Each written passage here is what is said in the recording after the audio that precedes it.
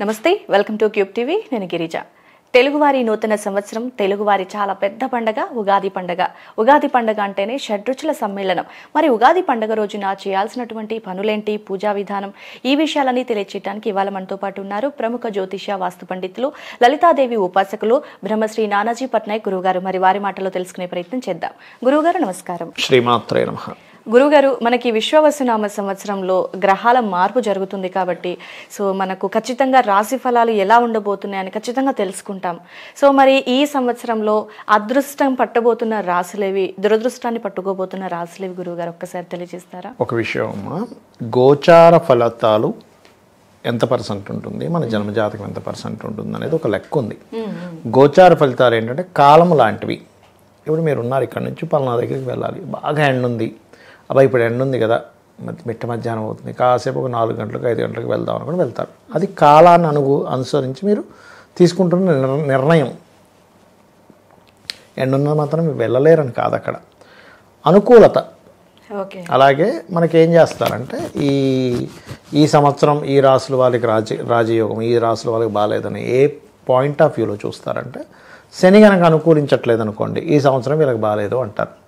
అంటే సర్వసాధారణంగా ఎవరిని చూస్తాం మనము? మేషరాశికి ఏలినాడు శని వస్తుంది, మీన రాశి వారికి జన్మంలో శని ఉంది, కుంభరాశి వారికి ధనస్థానంలో శని ఉంది, ధనస్సు రాశి వారికి అర్ధాష్టమ శని, సింహరాశి వారికి అష్టమ శని అంటాం. కానీ ఇక్కడ ఏంటంటే ఫస్ట్ మనం శని ఉన్నంత మాత్రాన వీళ్ళకి ఏమీ పనిచేయదని కాదు. అక్కడ ఇప్పుడు మేషం వారు ఉన్నారు, 12లో శని, అంటే ఇన్వెస్ట్మెంట్ చూస్ చేయాలి. ఇన్వెస్ట్మెంట్స్ కనుక వీళ్ళు సరిగ్గా చూడకుండా తొందరపాటు పడి ఇన్వెస్ట్మెంట్ చేస్తే వీళ్ళకి అదే దరిద్రం. మీన రాశి వారు ఉన్నారు, మీన రాశి వారికి రాశిలో సంచారం జరుగుతుంది గురువు శని. అంటే ఇప్పుడు బద్దకించారు, పోస్ట్ పోన్ చేస్తున్నారు అన్ని పనులు, సరే రేపు చేద్దాంలే, ఎల్లుండి చేద్దాంలే అని. వాళ్ళకి అదే పోస్ట్ పోన్ చేస్తే ఏమవుతుంది? ఒక వర్క్ ఇచ్చారు, ఒకరు చేయాలి, వస్తున్నాను అంటాడు, రోజు ఫోన్ చేస్తే ఇంకోటికి ఇచ్చేస్తాడు ఆ పని, అంతే కదా. అంతే. సో పోస్ట్ పోన్ చేయకూడదు, బద్దకించకూడదు. ఎప్పుడైనా జన్మరాశిలో శని సంచరించేటప్పుడు నిద్ర ఎక్కువగా పోకూడదు. రోగగ్రస్తులు అయితే పర్లేదు, చిన్నపిల్లలు, స్త్రీలకి సంబంధం లేదని చెప్పింది. బాగా ఏజ్డ్ పర్సన్స్ 60, 70, 80 ఏళ్ళు ఉన్నాయి, వాళ్ళకి నిద్ర పట్టదు, రాత్రిప్పుడు ఏదో పగలపూట కాసేపు పడుకుంటారు, వాళ్ళకి సంబంధం లేదు. మరి కుంభరాశి వారికి ధనస్థానంలో శని వచ్చినప్పుడు ఫైనాన్స్ విషయంలో కొంచెం ప్లానెడ్గా ఉండాలి.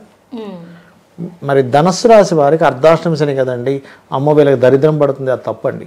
ఎందుకంటే అర్ధాష్టమ శని ఉన్నప్పుడు చేయవలసింది ఏమిటి అంటే, వీళ్ళు ఏదైతే గృహ నిర్మాణము, వాహనాలు తీసుకునేటప్పుడు కాస్త చూసుకొని తీసుకోవాలి. ఒక ఇల్లు నిర్మాణం చేపట్టాము, లెక్కలేదో వేసుకొని ఒక 50 లక్షలు అయిపోతుందని 50 లక్షలు ఏర్పాటు చేసుకుంటే కాదు, అక్కడ ఒక 70 లక్షలు ఏర్పాటు చేసుకుని ఉండాలి. లేకపోతే సడన్గా అక్కడ కాస్ట్ పెరుగుతుంది, అయ్యో చేతిలో డబ్బులు లేక ఆగిపోతుంది గృహం. అష్టమ శని కొంచెం నిందలు పడుతూ ఉంటారు, లేట్ అవుతుంటాయి పని సింహరాశి వారికి. అంత మాత్రం చేత వాళ్ళకి ఏదో కలిసి రాదని కాదు, ఎందుకంటే లాభంలో గురువు ఉంటాడు సింహం వారికి. ఇప్పుడు మరి గురుబలం ధనస్సు రాశి వారికి గురువు చూస్తున్నాడు. అయితే కొన్ని రాశుల వాళ్ళకి గురుబలం ఉంటే కనుక ఇంకా మంచిదే అంటారు. అంటే అవి ఏ రాశులు వస్తాయి? వృషభం మే 15 నుంచి గురువు ధనస్థానంలోకి వెళ్తున్నాడు కాబట్టి ఈ రాశికి బాగుంటుంది అంటారు, ఎందుకు? గురువు 2లో ఉన్నాడు కాబట్టి. సింహం మళ్ళీ అగైన్, ఎందుకంటే గురువు లాభంలో, ఎందుకంటే 2 రకాలుగా ఉంటుంది సింహానికి. అక్కడ అష్టమంలో శని ఉన్నప్పటికీ గురువు లాభంలో ఉంటున్నాడు.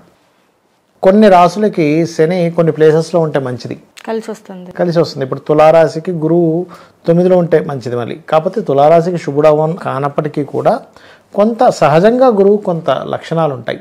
సో మిథునము, సింహము, తుల గురుబలం ఉంది అక్కడ. అదేవిధంగా కుంభానికి కూడా కొంత గురుబలం ఉంది, రాశిని చూస్తున్నాడు. ఇట్లా కొన్ని ఉంటాయి. ధనస్సుకు కూడా కొంత గురుబలం ఉంది, సప్తమాన్ని చూస్తున్నాడు. అయితే ఇక్కడ ఏంటంటే మనం కేవలం ఏదో గురుబలం శని బలంతో ఓన్లీ 15% దీని ప్రభావం ఉంటుంది. గోచార బలం అంటే ఇప్పుడు ఎలా ఉంది అనుకూలత, ఇప్పుడు ఈ రూట్లో వెళ్తున్నాం, ఈ రూట్ బాగాలేదంటే అక్కడ రిపేర్ జరుగుతుంది అన్నప్పుడు మనం తెలుసుకోకుండా అంత దూరం వెళ్ళి వెనక్కి రాకుండా ముందుగానే తెలుసుకొని ఇంకో రూట్లోంచి వెళ్ళడం, అట్లా తెలుసుకోవడానికి మాత్రం గోచార ఫలితాలు. బట్ మీ జాతకం పూర్తిగా పనిచేసేది ఏంటి అంటే, మీ పర్సనల్ చార్ట్, మీరు ఎప్పుడు పుట్టారు, మీరు పుట్టిన సమయంలో ఉన్న లగ్నం ఏమిటి, మీ నక్షత్రం ఏమిటి, మీ రాశి ఏమిటి, మీకు నడుస్తున్న మహాదశలు ఏమిటి, మీరు పూర్వజన్మల్లో చేసినటువంటి కర్మ బట్టి మీకు ఎటువంటి యోగం ఉంది, మంచి బాగా డబ్బులు సంపాదిస్తున్నాడు, 2వ స్థానం బాగుంటుంది. లేదంటే 2వ స్థానం బాగాలేదండి, మరి నేను ఈ సంవత్సరం అంతా ఇలాగే ఉండాలి, ఏమక్కర్లేదు. లలితా సహస్రనామాల్లో ఓం సంపత్కరీ సమారూఢ సింధుర వ్రజ సేవితాయే నమః చేసుకుంటే అద్భుతంగా ఉంటుంది. అండ్ ఉద్యోగం లేదు, నాకు శని బాగాలేదండి ఈ సంవత్సరం, ఈ విశ్వవసనామ సంవత్సరం అంతేనా, ఎక్కడ శాస్త్రం ఇలా చెప్పలే. అమ్మవారి నామాల్లో ఒకటి చేసుకో, శ్రీమాత శ్రీ మహారాజ్ని శ్రీమత్ సింహాసనేశ్వరి, లేదా ఓం మాణిక్య మకుటాకార జానుద్వయ విరాజితాయై నమః. లేదండి నాకు శివుడు అంటే ఇష్టం, శివుడి దగ్గర దీపం పెట్టు. లేదు విష్ణు అంటే ఇష్టం, విష్ణువు దగ్గర దీపం పెట్టు. పరమాత్మ ఒక్కడే అన్ని రూపాల్లో ఉన్నాడుగా, చేసుకో. గణపతి ఇష్టం అండి, గణపతి దగ్గర దీపం పెట్టు, ఆ గణపతి ఇస్తాడు నీకు. ఈ మంత్రం చేసుకుంటా అంటే చేసుకో, తప్పేముంది. అలాగే వివాహం అవ్వట్లేదు, ఒకటే చెప్తా ఏంటంటే ఏలినాటి శని, అర్ధాష్టమి శని, అష్టమి శని వివాహాలు, సంతానాలు, ఉద్యోగాలు ఇస్తాయి, కానీ శ్రమతో ఇస్తాయని గుర్తుపెట్టుకోవాలి. ఎవరెవరైతే అయ్యో శని వస్తుంది వివాహం అవ్వట్లేదు అని అనుకోకూడదు, ఇస్తాడు ఇక్కడ. కాబట్టి ఏంటంటే ఈ ఒక్కొక్క రాశికి ఒక్కొక్క విషయాల్లో జాగ్రత్తగా ఉండాలి. ఇందాక నేను మీకు శని విషయంలో ఏ రాశులు జాగ్రత్తగా ఉండాలో చెప్పాను. ఇప్పుడు కేతువు మారుతున్నాడు మనకి జూన్ నుంచి. కర్కాటకం వారికి 2వ స్థానంలో ఉంటారు. అంటే జూన్ నుంచి కొంచెం ఈ సంవత్సరంలో కర్కాటకం వారు జూన్ నుంచి ధన విషయంలో జాగ్రత్తగా ఉండాలి. సో కేతు మార్పు వల్ల కూడా రాహుకేతువులు ఛాయాగ్రహాలు కదా, రాహుకేతువులు. అలాగే ఈ కేతువు కన్యారాశికి 12లోకి వెళ్తాడు. అంటే కన్యారాశి వాళ్ళు జూన్ నుంచి ఇన్వెస్ట్మెంట్స్ విషయంలో జాగ్రత్తగా ఉండాలి. సింహరాశి వారు ఉద్యోగం విషయంలో జాగ్రత్తగా ఉండాలి జూన్ నుంచి. కుంభరాశి వారు వివాహ ప్రయత్నాల విషయంలో జాగ్రత్తగా ఉండాలి జూన్ నుంచి, ఎందుకంటే సప్తమంలోకి వెళ్తున్నాడు కదా. కేతువు సప్తమంలో ఉంటేనేమో ఆటంకాలు ఇస్తాడు, రాహు సప్తమంలో ఉంటే విదేశీ సంబంధాలు ఇస్తాడు. ఇప్పుడు ఇదే సింహరాశి వారికి సప్తమంలో ఒక రాహు వస్తున్నాడు కాబట్టి జూన్ నుంచి విదేశీ సంబంధాలు కుదిరేలా చేస్తాడు. పార్ట్నర్స్, లైఫ్ పార్ట్నర్ కావచ్చు, బిజినెస్ పార్ట్నర్స్ కావచ్చు. ఈ రకంగా ఒక్కొక్క గ్రహానికి, ఒక్కొక్క రాశికి గ్రహ మార్పు వల్ల ఫలితాలు వస్తుంటాయి. అలానే ఆ ఫలితాలు కేవలం 15% అని చెప్తాను నేను, 100% కాదు. మీకు సపోర్ట్ ఎంతవరకు దొరుకుతుంది అని తెలుసుకోవడానికి మాత్రమే రాశి ఫలాలు. సపోర్ట్ అంటే ఇప్పుడు ఈ రూట్ బాగుంది అని తెలిసినప్పుడు సర్వని వెళ్ళిపోతాం. అంత దూరం వెళ్ళి అయ్యో అక్కడ రోడ్డు ఏదో తవ్వుతున్నారని మళ్ళీ వెనక్కి తిరిగి వెళ్ళకుండా, బాబు నీకు ఇక్కడ అనుకూలత ఉంది ఈ సంవత్సరం. మేషరాశి వారికి 12లో అధిక గ్రహాలు ఉన్నాయి కాబట్టి విదేశీ యోగం బాగుంది. వృషభ రాశి వారికి 12లో అధిక గ్రహాలతో ఈ సంవత్సరం ప్రారంభమవుతుంది కాబట్టి బిజినెస్ పరంగా గ్రోత్ బాగుంది. మిథున రాశి వారికి 10లో అధిక గ్రహాలు ఉన్నాయి కాబట్టి కొత్త ఉద్యోగాలు వస్తాయి. కర్కాటకం వారికి విదేశాలకు వెళ్ళి చదువుకోవడానికి బాగుంది. సింహం వారికి అదేమంటారు రీసెర్చ్ ఓరియంటెడ్ వాటికి బాగుంది. కన్య వారికి విదేశీ సంబంధాలు కుదురుతాయి. తులారాశి వారికి ఉద్యోగ అవకాశాలు వస్తాయి. వృశ్చికం వారికి సంతాన యోగం కలుగుతుంది, లేదా ప్రేమ వ్యవహారాలు, ప్రేమించిన వారిని వివాహం చేసుకోవడానికి బాగుంటుంది. క్రియేటివ్ ఫీల్డ్ వాళ్ళకి బాగుంటుంది. ధనస్సు వారికి విదేశాల్లో PR పర్మనెంట్ రెసిడెన్సీ అవ్వడానికి బాగుంటుంది. మకరం వారికి పరాక్రమం, ధైర్యంగా నువ్వు స్టెప్ తీసుకుంటే బాగుంటుంది. కుంభం వారికి ఫైనాన్షియల్గా బాగుంటుంది, అధిక గ్రహాలు ఉన్నాయిగా. మీనం వారికి ఎక్కువ ఒత్తిడి పెట్టుకుంటుంటారు, కొంచెం ఆ ఒత్తిడి తగ్గించుకో. ఇట్లా ఒక్కొక్క రాశికి ఏం బాగుంటుంది, పలానా అన్ని గ్రహాలు ఒక దగ్గర ఉన్నప్పుడు లేదా గురుబలం ఉన్నప్పుడు ఏం బాగుంటుందని సపోర్ట్కి మాత్రమే ఈ రాశి ఫలాలు. ఖచ్చితంగా నీకు జరిగేది ఏమిటి అంటే నీ జన్మజాతకంలో ఉన్నటువంటి గ్రహస్థితి. ఇప్పుడు ఇందాక ఒక జాతకం చెప్పాను, ఇప్పుడు వాళ్ళెవరో నాకు తెలియదు ఫోన్లో చెప్పించుకుంటున్నారు. నేను మాట అన్నా, అమ్మ మీరు అంటే కుటుంబంతో దూరంగా ఉండడం జరిగింది కదమ్మా మీరు, అంటే తల్లిదండ్రులతో లేరు కదా చిన్నప్పటి నుంచి అన్నా. నాకు తెలిసినంత వరకు అలాగే ఉన్నాను గురువు గారు. కదా మా తండ్రితో దూరంగా ఉండడం, కుటుంబంతో దూరంగా ఉండడం జరిగింది కదా మీకు తెలిసినప్పటి నుంచి. అవును గురువు గారు. ఎందుకంటే మీ జాతకమే కుటుంబంతో దూరంగా ఉండే జాతకం అమ్మ మీది. అందుకే నేను మీకు జాతకంలో మీకు దూరంగా ఉంటున్నారు కుటుంబంతో అన్నా. మళ్ళీ తండ్రితో కూడా దూరం ఉంటారు మీరు. తండ్రి దగ్గర నుంచి కూడా దూరంగానే, అమ్మమ్మ వాళ్ళ ఇంట్లోనే పెరిగాను. అవునమ్మా, ఎందుకంటే తండ్రి ఎట్లా తెలుస్తుంది ఇది? ఈ అమ్మాయి జాతకంలో 2వ స్థానం ఏదైతే ఉందో కేతుతో సంబంధం ఏర్పడింది పుట్టినప్పటి నుంచి. అందుకని పుట్టినప్పటి నుంచి కుటుంబంతో కలిసి ఉండదు. అది పర్సనల్ చార్ట్ పనిచేస్తుంది. గోచారం ఏంటంటే టెంపరీగా ఏదైనా దూరంగా ఉంటే, ఇప్పుడు ఈ సంవత్సరం ఈ రాశి వారికి 2లో కేతు సంచరిస్తున్నాడు. అందుకని ఈ సంవత్సరంలో కొంచెం కుటుంబ సభ్యులతో కొంచెం డిస్ప్యూట్స్ వచ్చే ఛాన్సెస్ ఉన్నాయా, ఫైనాన్స్ ఎవరికైనా ఇచ్చేటప్పుడు కొంచెం జాగ్రత్తగా ఉండండి. అంటే ఏమిటి, మీ జాతకంలో ఒకవేళ ఫైనాన్స్ డౌన్ నడుస్తున్న సమయంలో ఈ సంవత్సరం 2వ స్థానంలో కేతు వచ్చాడు అనుకోండి, ఆ సమయంలో ఫైనాన్స్ ఇంకా ఎక్కువ అవుతుంది. అంటే అలాగా బాగా జలుబు చేస్తుంది ఆ వ్యక్తికి. కోల్డ్ అంటే చలికాలం వచ్చింది ఏమవుతుంది, ఇంకా పెరుగుతుంది.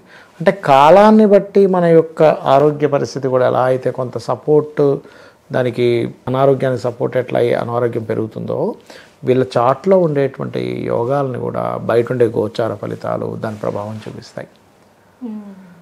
సో అందుకని గురుబలం ఉన్న రాసుల వాళ్ళకేమో బాగుంది. ఇందాక మనం చెప్పుకున్నట్టుగా శని ఐలనాడు శని వాళ్ళకి కొంచెం పనులు స్లో అవుతాయి కాబట్టి వాళ్ళు ఆ రకంగా ఇది చేస్తూ ఉంటారు.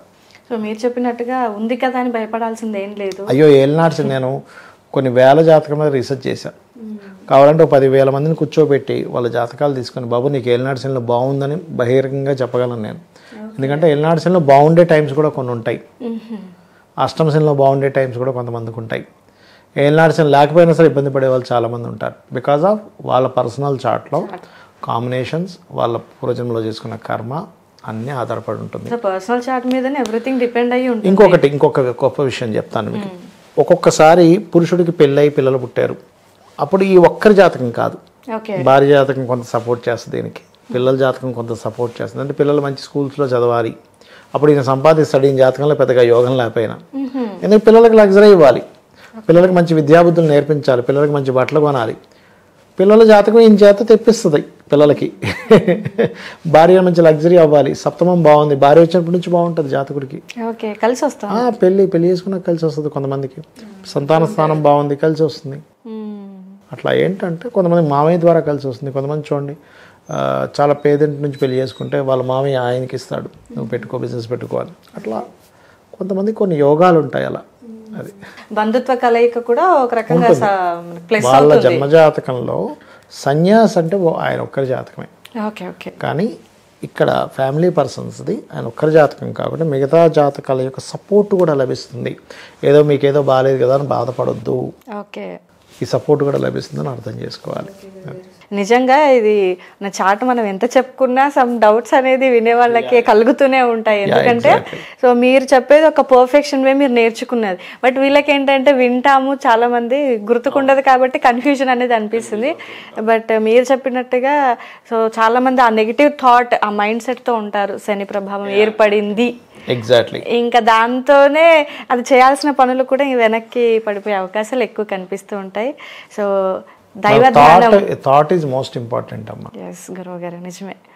మనం ఆలోచించే విధానాన్ని బట్టే ఉంటుంది ఏదైనా అంటారు కదా. ఎందుకంటే ఒక పేషెంట్స్ ఇద్దరిని ఒక 10 మందిని పెట్టి ఒకరికి నిజమైన మెడిసిన్ ఇచ్చి ఏదో ఇది ట్రై చేస్తున్నాం, ఇది పెద్దగా పని చేయలేదని వాళ్ళకి ఇచ్చారు.